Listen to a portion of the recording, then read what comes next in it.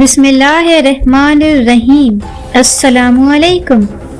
ایک دفعہ اکبر بادشاہ بیربل کے ساتھ محل کے باہر سیر و تفریح کے لیے نکلا تو جب اکبر بادشاہ نے سرسبز وادیوں، بہتی نہروں اور لہلہاتے سرسبز و شاداب کھیتوں اور درختوں کو دیکھا تو بادشاہ اکبر نے بیربل سے کہا کہ مجھے ایسا لگتا ہے کہ اس قدرتی سرسبزے نے ہر چیز کو سرسبز کر دیا ہے، جس میں درخت بھی سرسبز ہو گئے، زمین بھی سرسبز، پہاڑ بھی سرسبز، حتیٰ کہ پرندے بھی سرسبز ہو گئے ہیں۔ لہٰذا میں چند دنوں کے بعد اپنے لشکر کے ساتھ اپنی پوری سلطنت میں سیر و تفریح کے لیے جا رہا ہوں۔ بیربل نے کہا، حضور جو آپ کا دل چاہے۔ پھر اکبر بادشاہ نے کہا، بیربل تم جا کر میرے لیے ایک سبز لباس، ایک سبز گھوڑا لے آؤ۔ سبز گھوڑے پر سوار ہو کر، سبز لباس پہن کر میں اس سبزے میں گھل مل کر اپنی پوری سلطنت میں سیر و تفریح کرنا چاہتا ہوں۔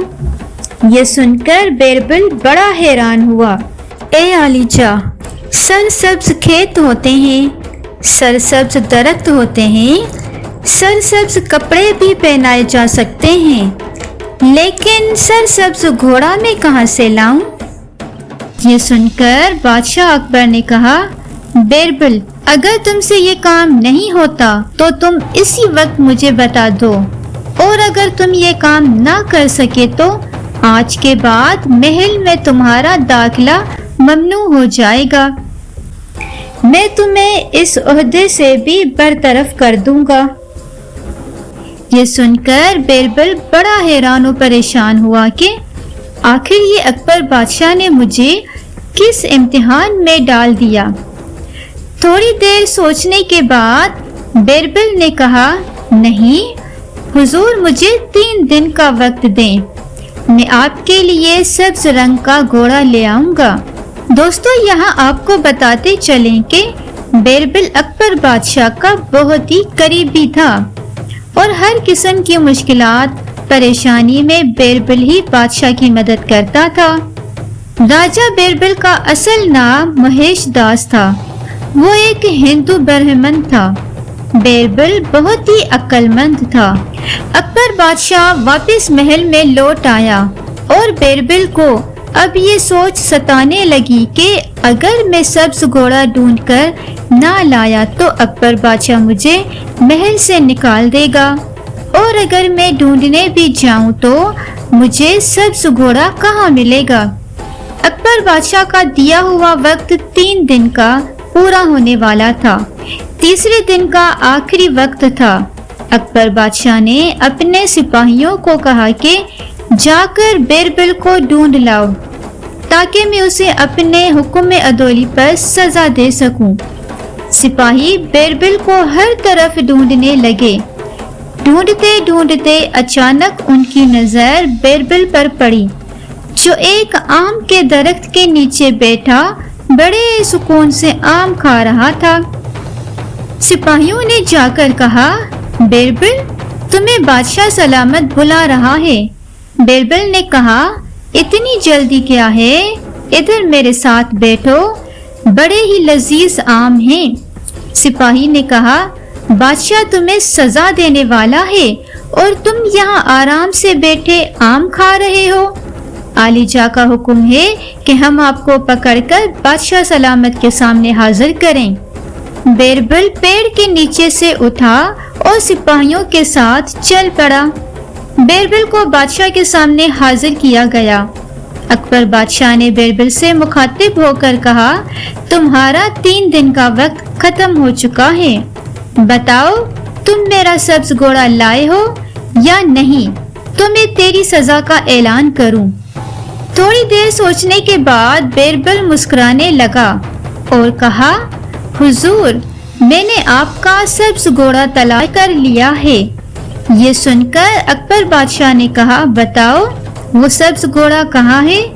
بیربل نے کہا، حضور میں تلاش کرتے کرتے ایک ایسے گاؤں میں جا پہنچا جس میں ایک استبل تھا۔ اس استبل میں ایک سبز گھوڑا کھڑا تھا، مگر اس کے مالک نے گھوڑا دینے کے لیے 2 شرطیں رکھی ہیں۔ بادشاہ نے کہا، تم نے اسے یہ نہیں بتایا کہ یہ اکبر بادشاہ کی خواہش ہے؟ بیربل نے کہا، میں نے اسے بتایا، لیکن اس نے کہا کہ ان 2 شرطوں کے علاوہ میں آپ کو کبھی بھی گھوڑا نہیں دے سکتا۔ یہ سن کر اکبر بادشاہ نے کہا، بتاؤ اس نے کون سی 2 شرطیں رکھی ہیں؟ بیربل نے کہا، حضور اس نے کہا میری پہلی شرط یہ ہے کہ اکبر بادشاہ خود میرے پاس آ کر گھوڑا لے جائے۔ یہ سن کر اکبر بادشاہ نے کہا، چلو ابھی اسی وقت اس استبل والے کے پاس جاتے ہیں اور اسے سبز گھوڑا لینے کے لیے چلتے ہیں۔ اتنے میں بیربل بولا، حضور میری دوسری شرط بھی سن لیں۔ بادشاہ اکبر نے کہا، بتاؤ اس نے دوسری شرط کون سی رکھی ہے؟ بیربل نے کہا، حضور اس نے کہا ہے کہ اکبر بادشاہ کو کہنا کہ میری دوسری شرط یہ ہے کہ ہفتے کے 7 دنوں کے علاوہ جب اس کا دل کرے میرے پاس آئے، میں گھوڑا بادشاہ کے قدموں میں حاضر کر دوں گا۔ یہ سن کر بادشاہ بڑا حیران ہوا اور کہا، بیربل تم مجھے بیوقوف بنا رہے ہو، ہفتے کے تو صرف 7 دن ہی ہوتے ہیں، اس کے علاوہ وہ کون سا دن ہوگا جب میں گھوڑا لینے کے لیے جاؤں گا؟ بیربل نے کہا، نہیں حضور، جس طرح سبز گھوڑا ہو سکتا ہے اسی طرح ہفتے کے 7 دنوں کے علاوہ اور دن بھی ہوتا ہے۔ بادشاہ بڑا حیران ہوا اور اسے بیربل کی بات سمجھ آ گئی۔ اکبر بادشاہ نے کہا کہ میں نے یہ صرف تمہارا امتحان لینے کے لیے کہا تھا، کیونکہ مجھے معلوم ہے کہ سبز گھوڑا نہیں ہوتا، اور میں نے تمہیں اسی لیے اس امتحان میں ڈالا کہ تم اس مشکل گھڑی کا کیسے حل نکالتے ہو۔ بہرحال تم میری امید پر پورا اترے اور تم نے مجھے اچھی طرح سمجھا دیا کہ جس طرح ہفتے کے 7 دنوں کے علاوہ اور کوئی دن نہیں ہوتا، اسی طرح سبز گھوڑا بھی نہیں ہوتا۔ اکبر بادشاہ بیربل کی عقل مندی سے خوش ہو کر بیربل کو بہت سے انعام و اکرام سے نواز دیا۔ دوستو، یہاں آپ کو بیربل کی عقل مندی کا ایک اور واقعہ سناتے ہیں جس کو سن کر آپ بھی رشک کھا کر اٹھ پڑیں گے۔ ایک مرتبہ اکبر بادشاہ اور بیربل سیر و تفریح کرتے ہوئے شہر سے باہر آ گئے، جہاں ان کی نگاہ ایک لکڑہارے پر پڑی۔ اکبر نے بیربل سے پوچھا، کیا تم بتا سکتے ہو یہ غریب لکڑہارا میرے بارے میں کیا سوچتا ہے؟ بیربل کہنے لگا، حضور جو سوچ آپ اس کے بارے میں رکھتے ہیں وہی سوچ اس کی بھی ہے۔ اکبر نے کہا کہ میں یہ نہیں مانتا کہ ہم بھلا کسی کے دل کی بات کیسے جان سکتے ہیں؟ بیربل نے کہا، آپ کو یقین نہیں تو اپنے کانوں سے سن لیجئے۔ یہ کہہ کر بیربل نے بادشاہ کو درخت کے اوپر چھپ جانے کو کہا اور اس نے لکڑہارے کو درخت کے نیچے رک کر کہا، اے لکڑہارے، تم نے کچھ سنا؟ آج اکبر بادشاہ کا انتقال ہو گیا۔ اسی وقت اکبر بادشاہ سوچنے لگا کہ یہ لکڑہارا ہمارے جنگل کی لکڑیاں ہماری اجازت کے بغیر کاٹ کر لے جاتا ہے، اس کو سخت سزا ملنی چاہیے۔ اتنے میں لکڑہارے نے بیربل کو کہا کہ ایسے بادشاہ کا مر جانا ہی بہتر ہے جو اپنی رعایا کے دکھ درد کو نہ سمجھ سکے۔ میں تو آج جلیبیاں بانٹوں گا۔ یہ کہہ کر وہ چلا گیا۔ اکبر بادشاہ نے لکڑہارے کی بات سنی لیکن اسے یقین نہ آیا، تو بیربل سے کہا کہ جب تک اچھائی کی بھی بات نہ سن لوں تمہاری پوری بات پر یقین نہیں آئے گا۔